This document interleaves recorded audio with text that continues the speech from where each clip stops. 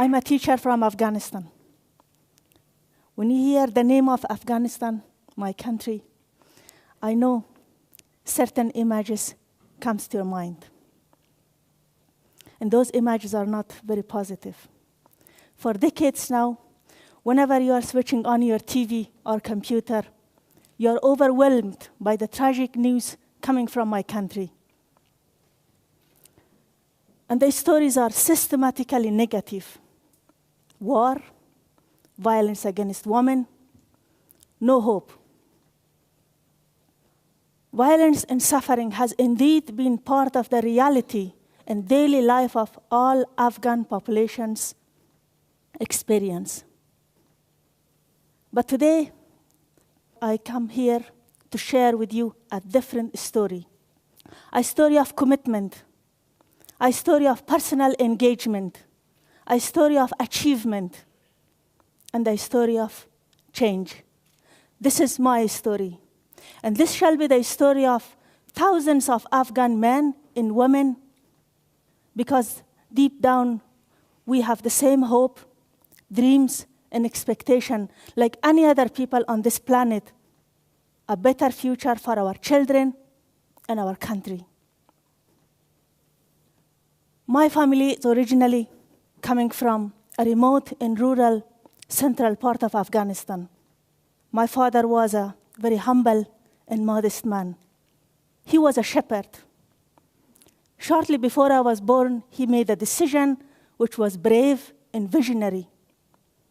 He decided to leave his region of origin and to take his family to go to a town.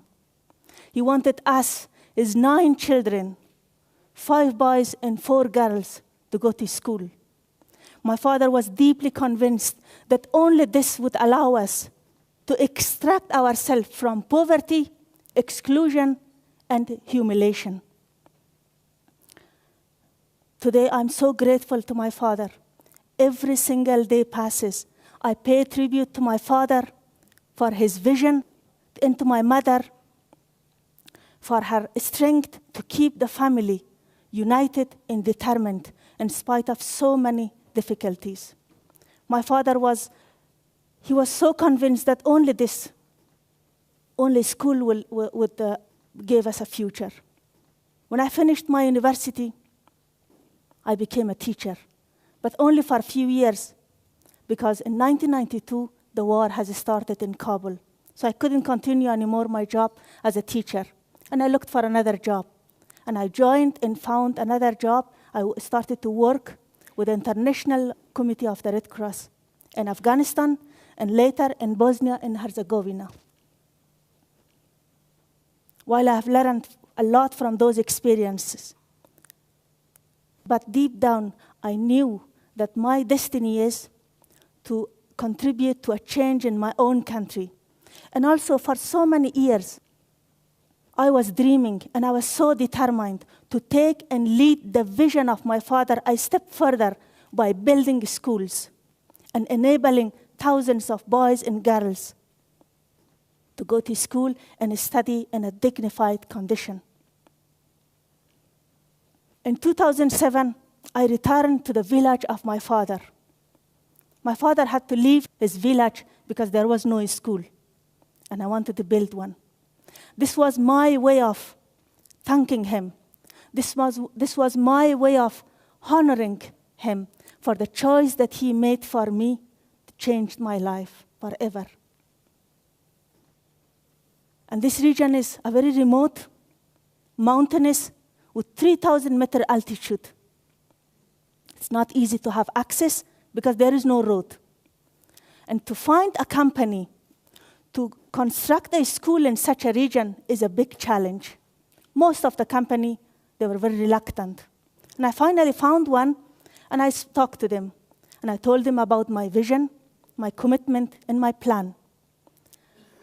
The gentleman from the company looked at me and he said, "This is very nice, but it's very difficult to build such a school in such a region." And I told the gentleman, it is precisely because it's difficult that we must engage. If I don't engage, if you don't engage, for our country who will engage. And the gentleman from the company looked at me and he said, when I see you as a woman, how determined you are, in this case, me as a man, I should be twice as you determined. Let's go ahead with this project. And we started it. A year later, a school was built. The Ministry of Education, the authority, they came to attend the inauguration ceremony. And he made a speech to the people. He said, 10 years ago, we have received a request to build a school for this region. Years passed, and we brought all these years a long list of excuses how it's not possible to build a school here. And also from this region, there were so many men came, made nice speeches, big promises, but none of them kept their promises or returned here back. But today, a woman surprised all of us, and she built one. And he addressed it to the population, to the parent. He said, dear parent, I'm asking you, please let all of your girls to go to school, because I'm certain there will be many Taibas will be rising from this valley. After that, the parent came, and they thanked me, hundreds of them. And I told them, I'm very grateful, I'm humbled that you are thanking me. But today, I would like to tell you that this is not enough to thank me today. I have a very big wish today from all of you, as a parent, as a community of this region. And I told them, I shared with them my story, which just happened to me on that morning, on that day, when I was traveling to the village. It was a cold and windy days. In the middle of the mountain, I saw an 8-year-old shepherd girl, and she was crying. And I stopped and I went to her. And I told her why she's crying. She told me that she lost a sheep, and she's so afraid, and she's so much worried how to return to the village. And I told to the parent, today I would like to ask you, all of you, as a parent, I would like that you make sure each single boy and each single girl is going to school. I would like to ask you that you as a parent must make sure that that shepherd girl is coming to school. She deserves something else, something better than what she's doing now. This school had many impacts, and I would like to share with you a few of them. One of the biggest impact was that for the first time, this population, for the first time that started to stop sending their children to go to unforgiving work on the field, and they started to send them to school. And the other impact that I saw it, I was so moved to see all these children to start to find themselves under the roof in a complete transformed condition of schooling, to go to school with a dignified condition. I saw a little girl, she was so proud and sitting, smile in her shy face. She told me, today I'm so happy, I'm so proud. I feel like that I'm part of the world.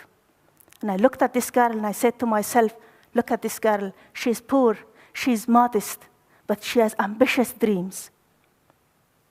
And the other impact that I was very impressed is that today, from this school, dozens and dozens of boys and girls, they are studying in university today. This experience was so inspiring for me that I have continued to build more schools in different other regions. And I'm so committed to continue building schools in the years to come. What I have just described to you shows how a personal initiative can lead to result. Afghanistan has been at war over 30 years.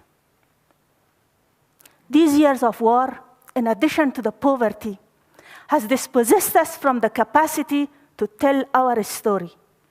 This is important to change this. We do not want to be seen as a victim or vulnerable.